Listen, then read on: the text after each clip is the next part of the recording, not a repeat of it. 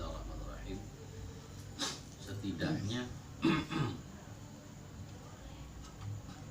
orang ngaji apapun,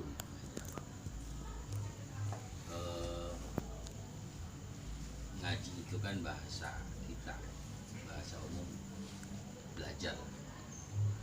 Jadi belajar apapun pertama kudu istiqomah. Memang kan yang paling berat istiqomah. Gak perlu banyak, sedikit, tapi istiqomah itu jauh lebih baik. Misalnya kita taklim malam Jumat, kemudian kita baca cuma satu halaman atau bahkan setengah halaman dan diistiqomahkan terus, yang penting hadir, itu insya Allah lebih banyak dapat. Saya pernah baca buku, setidaknya ada orang bisa agak cukup melekat kepikiran itu ketika dibaca 6 kali. Usia-usia di antara sejak baliknya atau di antara balita sampai usia 25. Di buku lain saya pernah baca juga, setidaknya bisa melekat itu 11 kali. Berarti kalau ukuran itu dari umur 25 sampai ke 40. Dari 40 sampai ke atas berarti paling minim 17 kali. Yang paling minim. Kenapa 17? Karena memang sholat juga 17 rakaat. Nah 17 itu harus diulang. Misalnya hari ini kita halaman 3,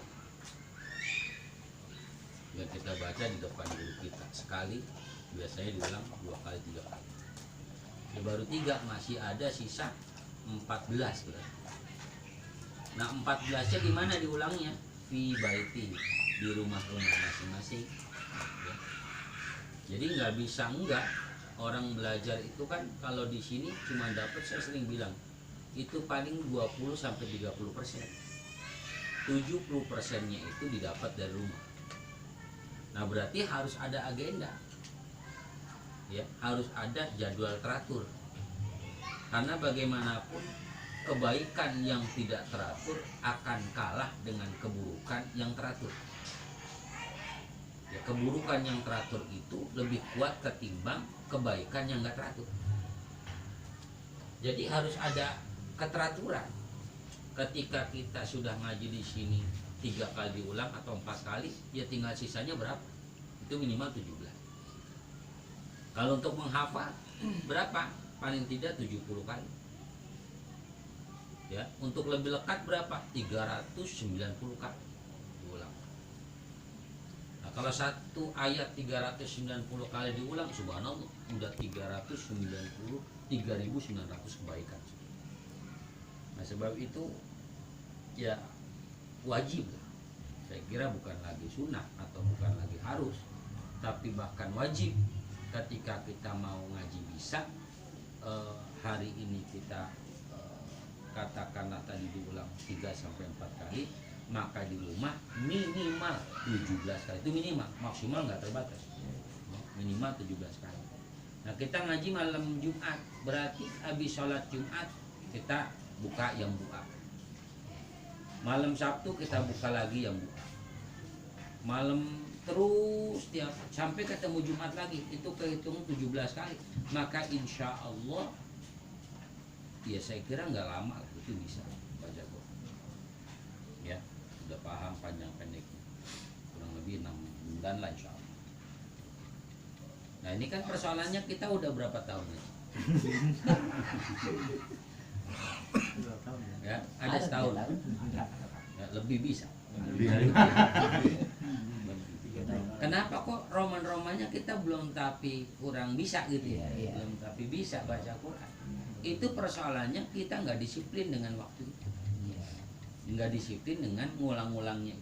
Jadi itu yang disebut istiqomah. Yang kedua kan istimror, terus menerus tadi, terus menerus. Ya. Bahkan belum lama ada kiriman video ya, ada anak kecil yang hafal Iya. Quran, Iya. sakitnya dia masih baca Quran.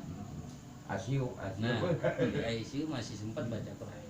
Nah, itu kita harusnya begitu. Dalam kondisi apapun, jangan sampai libur Quran. Jangan sampai. Artinya begini, misalnya malam Jumat ngaji, terus tiap hari tuh harus ada, nggak bisa enggak. Nggak boleh, hari ini malas banget. Jangan, sebab musuhnya orang belajar malas. Musuhnya itu. Ya. Ya alasan sibuk dan sebagainya ya manusiawi ya, masyghul, manusia itu sibuk. Tapi paling berat itu ya kaslan itu, malas itu. Maka harus ada keistiqomahan waktu dan terus menerus belajar. Yang ketiga, strong ya, kuat. Harus yakin dan kuat bahwa saya pasti bisa, karena Allah turunkan Quran ini hudalinnas, siapapun manusianya pasti bisa. Lah saya udah tua tetap bisa, gitu ya. Saya udah pokoknya bisa, selama itu namanya orang, ya, kecuali beruk ya. Tadi bagaimana gue ribet. Orang pasti bisa, cuman tinggal kapasitasnya aja nanti. Ada yang bisanya rada cepet kan gitu, ada yang bisanya rada lambat. Tapi kan intinya bisa, gitu. Intinya bisa. Saya yakin setiap kita insya Allah pasti bisa untuk melewati tahapan-tahapan yang sebetulnya nggak terlalu susah sebetulnya. Yang bikin susah karena kita meliburkan diri kita sebetulnya. Tapi kalau terus-menerus enggak. Dan jangan pernah coba-coba beranjak atau nambah halaman sendiri, jangan. Itu bahaya untuk ngaji. Jadi kalau misalnya tadi saya katakan halaman 3 misalnya, ya nggak usah sok-sokan harus naik ke halaman 4, nggak usah. Ngelancarinya cukup dari halaman 1 sampai ayat 3, sampai halaman 3 sudah. Sebab kalau ke sana, kalau kita ngelancarin sendiri, itu panjang pendeknya pasti kita berantakan. Dan diulang-ulang, akhirnya ketika menghadap ke guru itu nggak bakal kena, karena udah masuk yang salah itu.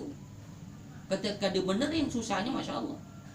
Makanya jangan pernah coba-coba untuk nambahin halaman sendiri. Kalau mau nambahin halaman sama guru itu lebih tepat. Tuh kagak boleh cekomin. PR mulu sih.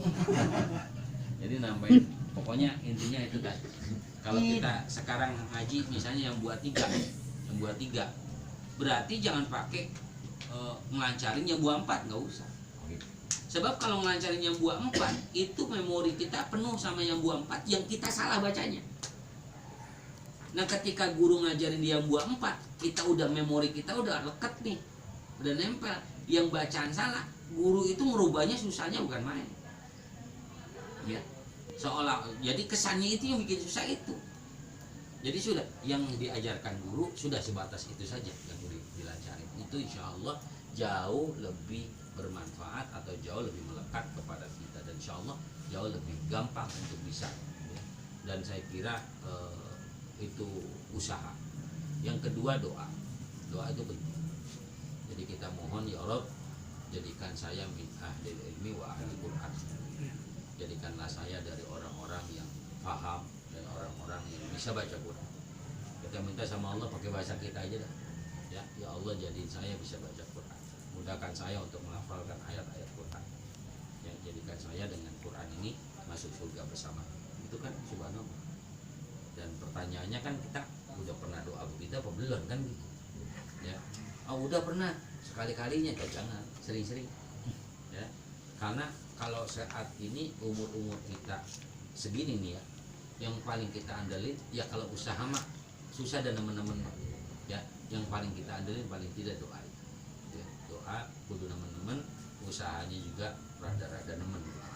Ya, doanya teman-teman, kemudian usaha doanya teman-teman, usahanya rada teman-teman. Insyaallah Allah akan mudahkan.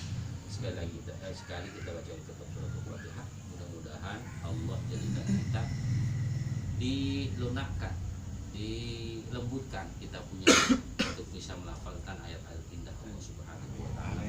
Mudah-mudahan Allah cerdaskan otak kita, bersihkan hati kita supaya Al-Qur'an betul-betul menyatu dalam hidup kita. Alhamdulillah.